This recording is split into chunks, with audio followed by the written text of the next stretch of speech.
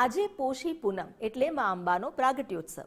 સવારની મંગળા આરતીમાં ભક્તોનું ઘોડાપુર ઉમટી પડ્યું માના દર્શન કરવા માટે. ગુજરાત ફર્સ્ટના ચેરમેન મુકેશભાઈ પટેલ પણ આરતીમાં જોડાયા. પોતાના પરિવાર સાથે મંગળા આરતીના દર્શનનો લાભ લીધો. મુકેશભાઈ પટેલ વર્ષોથી માતાજીના પરમ ભક્ત રહ્યા છે. અંબાજી શક્તિદ્વાર સુધી લાંબી કતારો અહીં જોવા મળી. દૂર દૂરથી ભક્તો માના દર્શન કરવા આવ્યા. અંબાજી મંદિરને રંગબેરંગી ફૂલ અને લાઇટથી શણગારવામાં આવ્યું છે. અન્નકૂટ, શોભાયાત્રા, મહાશક્તિ યાગ સહિતના અનેકવિધ કાર્યક્રમોનું આયોજન કરવામાં આવ્યું છે.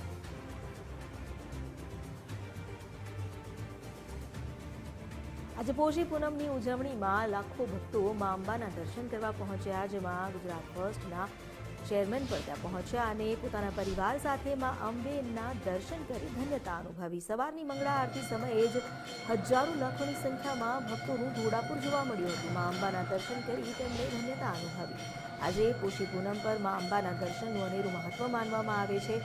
નવરાત્રી દરમિયાન અને ભાદરવી પૂનમ જેવો જ મેળા જેવો માહોલ પોષી પૂનમ પર પણ જોવા મળે છે. પોષી પૂનમ પર ન માત્ર શક્તિદ્વારથી અંબાજી સુધી જ ભક્તોની કતાર જોવા મળી. જેઓ અંબાજી મંદિરમાં દર્શન માટે આવ્યા છે, પરંતુ તેટલી જ ભીડ ગબ્બર પર બેઠેલા માના દર્શન માટે પણ જોવા મળે છે.